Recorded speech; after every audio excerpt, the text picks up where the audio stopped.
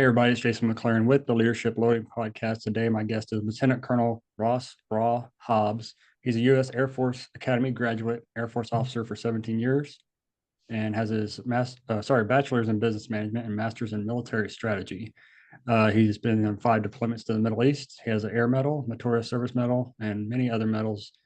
Among all that, he has 469 combat hours in support of Operation Enduring Freedom and over 2,500 flight hours in U.S. Air Force aircraft. He's currently serving as a U.S. Air Force Lieutenant Colonel and Commander of 34th Bomb Squadron in Rapid City, San Diego at Ellsworth Air Force Base. So, Colonel Hobbs, welcome to the show. Thank you. Good to be here. I wish I was in San Diego. It's unfortunately, not unfortunately, South Dakota. I just had the SB there, and I kind of just read it off the thing. Yeah, that's okay. Okay, so 17 years in the Air Force. Can you walk us through your career so far and how you got to where you're at today? Yeah, kind of depends on how long you want me to go for, but big picture. I grew up in Las Vegas, and my stepfather was in the Marine Corps, not at the time, but retired, and he was the one that kind of pushed me that direction, or gave me the opportunity to look at it. And the other option, I was going to go play golf at Pepperdine in Malibu, California. So kind of sometimes laugh about what my life would look like, probably starkly different than it does today. But so I went to the Air Force Academy, graduated 2006, been essentially between then and now, I've moved 8 times in 17 years. So quite a bit of movement. I've lived in multiple different states, Texas, South Dakota, Alabama, Mississippi, South Carolina. So it's been pretty good. Went to pilot training in 2007, graduated in 2008. Sorry, let me turn my radio off. Graduated pilot training, and then became a first assignment instructor pilot, teaching other folks how to fly in the T-38. Did that for a couple of years, and then went to the B-1 schoolhouse where you learn to fly. The B-1 is down in Abilene, Texas. So completed that, moved up to Rapid City, South Dakota, where I'm at right now. Spent about 3 years here, and then went back down to Texas. I was down at Abilene, Texas, stationed down there at Dyess Air Force Base for about 3 years. Working at the 9th Bomb Squadron, and then being the wing weapons officer as the last thing I did before going off to school. Air Force likes to always educate their folks. So went to Air Command and Staff College in Alabama, graduated from there, and then went to Shaw Air Force Base in South Carolina, where I worked at Air Force's Central Command, which is essentially the main hub for Middle Eastern operations when it comes to the Air Force. Spent 2 years there, and then moved back to Rapid City, South Dakota, where I'm at now, and was the director of operations for the 37th Bomb Squadron, which is literally like right next door. And then in February of 2022, became the commander of the 34th Bomb Squadron. Yeah, is that would you say that's a typical ladder that people in the flight career paths climb, or did you do other things to get where you're at today as a commander? I think there was a lot of hard work along the way for sure, but there were also a lot of people that helped and looked out for me and supported me. Ultimately, it's the path that I took is a pretty normal path to get to command, but not everybody gets that opportunity. And then as you get older, there's less and less people at your rank. It tends to get more and more difficult to actually make certain ranks, especially once you get to lieutenant colonel, once you get to colonel, and then general officer gets even more selective in a much smaller group. So,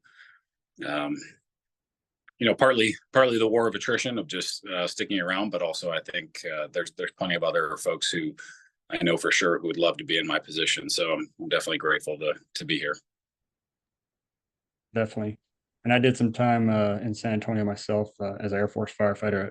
It was Kelly Air Force Base at the time. Now it's San Antonio Air Force Base or something. But definitely work with the B-1s down there, and Nellis Air Force Base a lot there. So you're going on 17 years. You're looking forward or planning out what you're going to do for retirement yet, or are you not to that point yet? I'm not entirely certain on what it looks like. I don't feel a strong inclination to retire, but family will probably be the primary dictator of that in terms of what I think is best for my family, for my wife, and our family. So I don't know. We'll kind of see what God lines up, and I'm not really too worried about it. I have so much going on day to day from a commander perspective. I've got folks in India right now that we're trying to coordinate with, and so yeah, things are keeping busy, and I don't really spend too much time focusing on the future. I'm just kind of trying to stay as grounded to today as possible, and my folks need me to anyway. So Yeah, that's funny. I got out of a meeting a minute ago with my senior leader, and it was kind of the same thing. She asked me, "What's your goals?" And I said, I've got too many things going on right now to worry about future goals." Everybody says, "Oh, have a 5-year plan or whatever." I'm like, I have a 2-year plan. I know what I want to do in the next 2 years, but 5 years is a little bit too far down the road right now. I yeah. think you have 52 active duty staff there and some civilians. So do you find yourself having, obviously you have to delegate a lot, but would you say you delegate and manage that group of people, that many people on the day to day? Like you said, you're always putting out fires every day, but obviously you have your command staff stuff to do every day. So how would you say that your overall leadership style is to kind of run that big of a group going forward? Yeah, it's a challenge for sure. There's always stuff going on in the squadron. Anytime you manage people, there's always going to be personal issues, right? Because as soon as folks leave work, they go home. Some folks are married. Most of my folks are married. Not everyone is, but when it comes to delegation, my wife has helped me a lot with that. I've always been the kind of person that says like, okay, I want this to be done correctly, and it needs to be done with a certain level of attention to detail. And so I've always tried to be the person that's actively involved with that. And a lot of times I've been the person who has been directed to do that. Just from the precedent of doing good work. The problem is when you do good work, like obviously you tend to get more. So for me, I have a director of operations that is his job is to run the operations. Think like, our primary job is a combat B-1 squadron. So when it comes to flying, any of those flying related operations, like he's the primary hammer on that. I've got flight commanders who are in charge of different flights, of whether it's scheduling or training, those sorts of things, and they've got people below them. I think what it really comes down to is you can't manage everything all the time. Otherwise, pretty sure I would not have a personal life. And then I would probably dislike this job. And I love my job, but I think if I were to try to micromanage everything, not only would I dislike my job, but my people would probably dislike me as well. So the easiest thing that I found right off the bat was just to give folks what I saw as the mission and vision of the squadron. It's not super difficult because it's not a brand new squadron. We've got a lot of heritage going back to 1917, but just kind of refocusing folks on what is our mission, what is our vision, and then letting them run with it. There's a certain level of trust that goes to that, obviously. And trust but verify is a pretty common phrase in the military, but it's not verified to the point of micromanaging. And so there's a lot of like releasing that I have to let take place. And, I just try to encourage folks, especially like my flight commanders, my director of operations, to keep me in the loop with what's going on. So it's definitely challenging because my job is primarily personnel related. I do also have to maintain combat readiness as well. And I have to be like the leader of the squadron from not only like a commander perspective, but also, at least I remember like you always want your commander to be the best at what you do. I have days where I'm the best. I have days where I'm not the best, and it kind of fluctuates, but I'm always striving to be the best. And so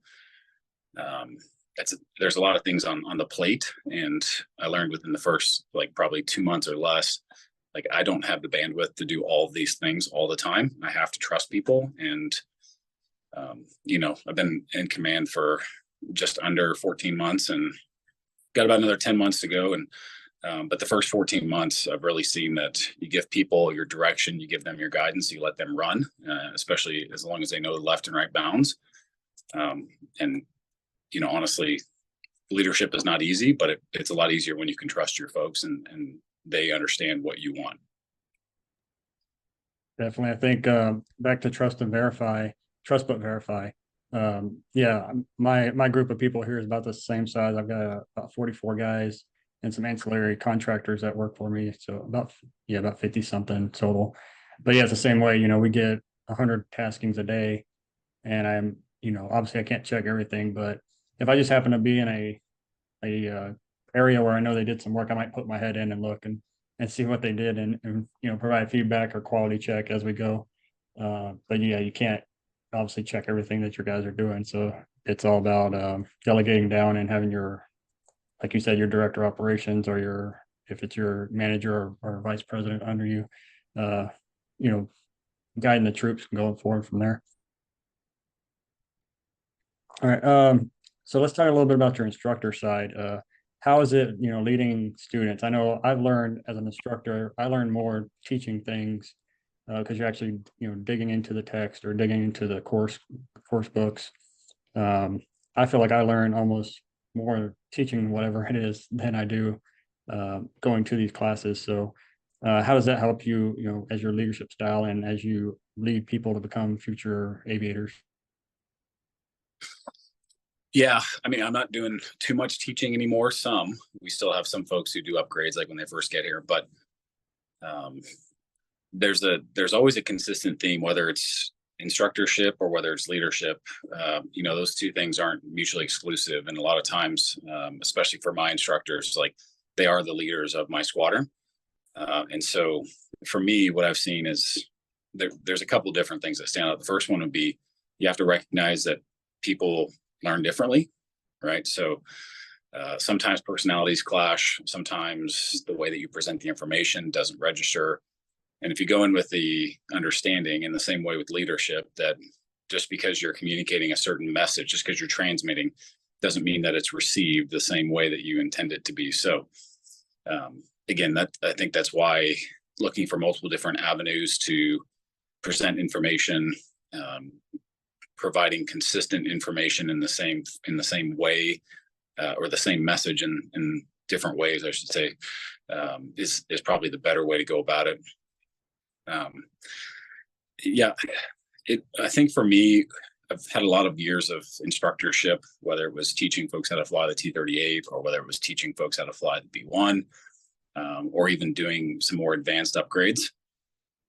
You have to try to keep in mind, especially once you get to more senior levels, that you weren't always at that level, right? So you have to remember, what was it like when I went through this initial training? Like, I can't get mad at this person because, oh yeah, I made the same mistake, or I didn't make that mistake, but I made other mistakes. So I think there's a level of grace, and not necessarily forgiveness, but kind of like understanding that they're new to whatever you're trying to teach them. Or maybe, again, you're teaching more advanced things, and you're helping them to think more critically about something, or to go another couple levels deeper into the subject. These are all things that somebody taught you, or you took the time to study, and now you're getting the opportunity to pass on. So being an instructor in whatever regard, whether it's military or civilian, it's a pretty big honor. And then it's important to also remember, like, people will remember you for years. I've had folks reach out over the past few years of just saying, hey, checking in with you, hope you're doing all right. I remember when you taught me how to do X. And you think to yourself, like, I don't remember that at all. But you make a very marked impact on someone's life. Sometimes you don't even think it's important, but people remember the way that you talk to them. They remember the way that you take the time to instruct with them. So it's one of the best things that I do as part of my job, is not only do I get to lead these folks, but I also get to instruct. Yeah, I think even if it's not a formal instructor role, you're still instructing as you go on, and on-the-job training or remedial training or whatever it is. You can go forward there. So, all right. And then real quick on the Air Force Academy, if someone was, trying to get into the academy, I know there's probably online websites and stuff, how to get in the academies. What would you say is the best tip for someone, trying to, get out of high school, go in the academy, and when do they need to start, really?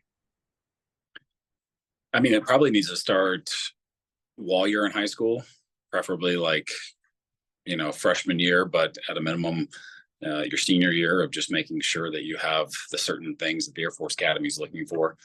I would say without a doubt, it was one of the best decisions I ever made in my life. It was also one of the most challenging things I've ever done in my life, just to be able to make it through those 4 years. So obviously academics are very important to them, but extracurricular activities play a big role in that as well. Again, like you said, a lot of this stuff can be found online, but setting yourself up for success it probably starts with thinking, why do you want it? And what's important about it to you? Because it's going to be a challenge. It's going to be an uphill battle. It's more difficult to get into the Air Force Academy than it was for me to get into Pepperdine, or that applies to anybody with any other school. You have to do interviews with Congress people, to be able to get their vote, essentially. So that plays a role in that. And those interviews, they're looking for the same types of things, of well-rounded individuals, folks who have at least the beginning pieces of desire for leadership. And then once you get to the Air Force Academy, like that's really one of the big pushes, is leadership training. So my wife and I have talked about this quite a bit, because we talk about leadership and personal growth stuff just about every day. And the history that I have with leadership and personal growth really started for me 2002, at the Air Force Academy, and they bring in professional speakers. They consistently do things training wise to be able to build those foundational pieces to who you're going to be in the future. And so again, one of the best decisions I've ever made in my life. Again, pretty challenging for sure. But if I had the choice to do it again, I absolutely would. Well, I hope if someone's listening to this podcast, they've started that journey, and they're looking at leadership ideas and ways to be a better leader. So good deal. So with that in mind, what would be your one leadership tip for someone? Say you got 1 minute to give them some career advice or leadership advice, what would it be? Yeah, if I had 1 minute, I would pass the importance of treating people the way that you want to be treated. Call it the golden rule, call it whatever you want. But what I've learned is I've seen a lot over the last 17 years, really the last 21 years, if you include the Air Force Academy. You're going to come across leaders who are great. They're energetic, they're enthusiastic, they're compassionate. You're going to have leaders who are not like that. And you're going to have leaders that you question, which is about every single one. I think really what it comes down to is set yourself up for your future leadership goals. So if you desire to be a squadron commander, if you desire to be a leader of a management team in a commercial company, like look for the habits and the traits that you want to embody, right? And then if you are so lucky, I guess I could say, to be under a leader that you don't necessarily agree with or respect, pay attention to those traits that you see from that individual. Look at yourself and then try to see if you have some of those same traits that you can then work on to say, hey, when I get into a leadership position, I'm not going to be like this person. I'm going to do this different. I'm going to do that different. And then obviously once you get into that position, you literally have to embody that, because if you don't, then you're just being like the previous person you didn't like. So. Definitely been there, done that. Yeah. Well, I forgot to say at the beginning, Colonel Hobbs and I met because he's going to be speaking at our Empowering Heroes Conference here in May 25th in Dallas, Texas. So thank you for that, sir. Absolutely. And we will see him there, and I'll put all his contact information in the description below. Thanks, Jason. Thank you, sir, for coming on the show. Absolutely. There are thousands of leadership and management podcasts to choose from. We're glad you chose the Leadership Loading Podcast, a Go Heroes production. If you'd like to support Go Heroes Inc., visit www.goheroes.org. And with that, it's time to wrap up today's show. Thank you so much for listening. We sincerely hope you liked it. Don't forget to like, subscribe, and share this podcast with your family and friends. Let's all grow together. Thanks for listening to the Leadership Loading Podcast. Leadership Inspired.